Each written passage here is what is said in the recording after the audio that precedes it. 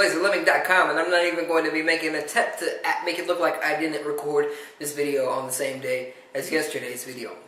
But I want to talk about Mario Kart 8 because it is releasing soon. Today is May something. I'm not going to name the date because it's going to be airing at a later date.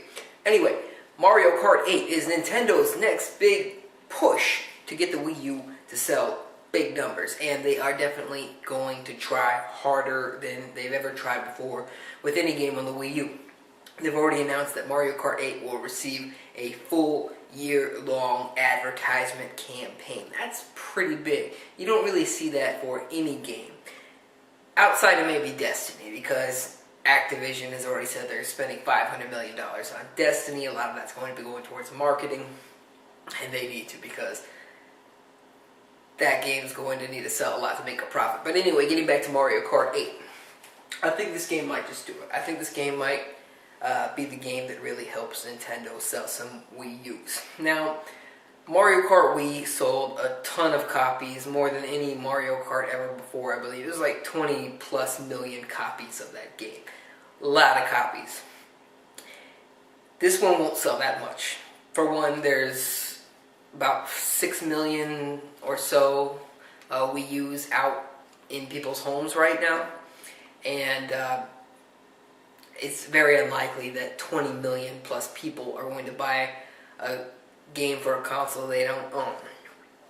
But I think this game will get a lot of people to buy the Wii U. For one thing, Mario Kart is getting a Wii U bundle. Smart move by Nintendo. They should have done this.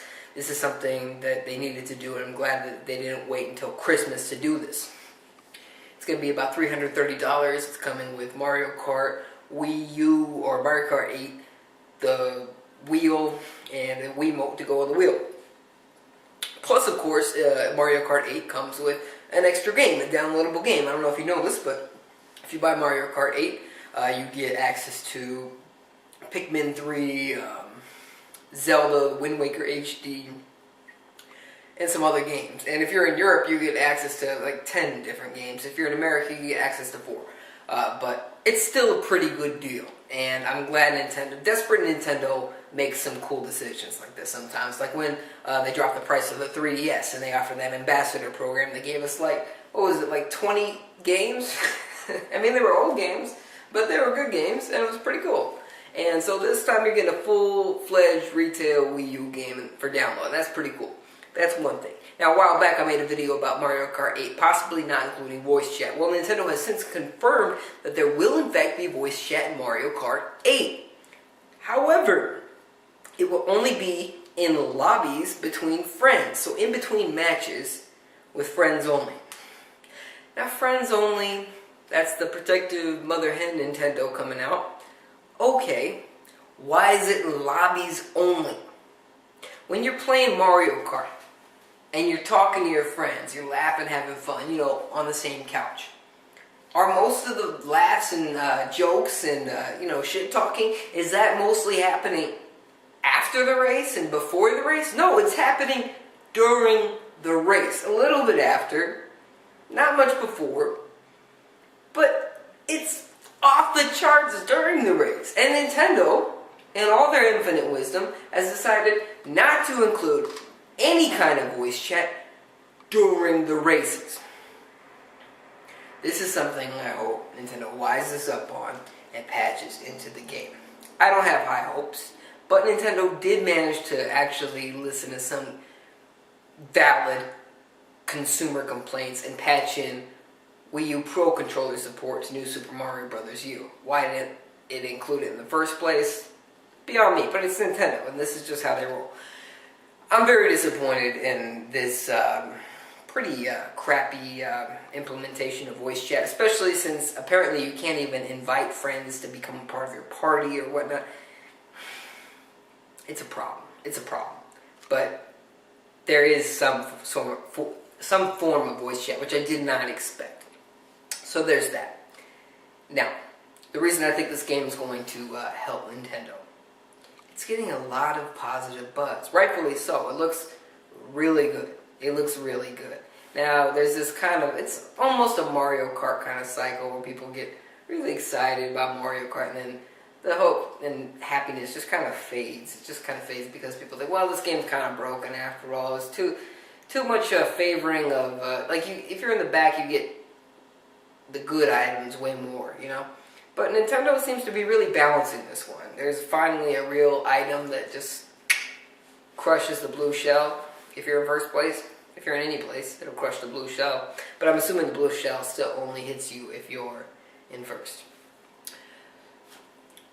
There's that. There's that. So it's supposed to be better balanced. It looks incredible. Graphically, this game stands out. People like to make excuses. Well, you know, it's not realistic graphics. They don't have to put as much detail in it. I don't give a shit. The game looks good. And when you look at their replay editor, they have this whole fantastic replay editor that lets you slow things down and just watch all kinds of details that you totally missed during the race. And you can upload it to YouTube. If you watch some clips of that, you realize that this game looks really good. Graphically, it's fantastic. So many levels that just shine. Rainbow Road, anything. It looks really good. No denying. No denying about that. One more thing. And I'm probably going to have to do a jump cut because I don't... No, I remember. Battle mode. That looks like the biggest weak point of this game. That is the weak link in the chain. It was the Mario Kart 8 battle mode. It seems like they're really phoning this one in. The balloons look better than ever. They look fantastic. They got a little stripe around them. Graphically, they're really harnessing the power of the Wii U for the balloons. But the battle mode, like I said, looks really phoned in. There's no arenas. There's no battle arenas. Mario Kart 8, since what? They first introduced the battle mode in the N64 version, Mario Kart 64. It's had arenas. Like these square or circular shaped levels that were made specifically for people with balloons over their heads. Mario Kart 8, it's like, well, we spent so much time fine-tuning the racing. And by the way, this game has been in development for several years. But we spent so much time making the racing good that we didn't really have time for the battle mode. So what they did was, they just threw balloons over people's heads and put them on the racetracks. That's lazy. I don't know if you can hear this car alarm, but it's kind of screwing with the video. So I'm going to have to wrap this up. I think this game is going to help sell Wii U. I don't think it's going to blow it past the PS4 or even the Xbox One. But it is doing well. And it's even just now surpassed Watch Dogs, PlayStation, the PS4 version of Watch Dogs on Amazon's bestseller list on their gaming section. Neither of these games are out. They're both going to be out very close to each other. And Mario Kart 8 just surpassed one version of it. Or I guess multiple versions, because the PS4 version was above the Xbox One version and so on and so on. So it's doing pretty good. This game's going to sell a lot. Now it's going to sell mostly to current Wii U owners, but I think it's going to help Nintendo sell some new Wii U owners on the Wii U. And I think that's a big deal. I'd like to know your thoughts. Do you think that Mario Kart 8 is going to help Nintendo because they desperately need it? I mean, it's kind of late in the game to be saving the Wii U, but I think it's going to be a little bit of a lifeboat for them. So I'd like to know your thoughts. Share them in the comment section below. I got a comedy channel. You should check that out as well. Very funny stuff. Subscribe for more if you haven't already, and I'll see you in the next one.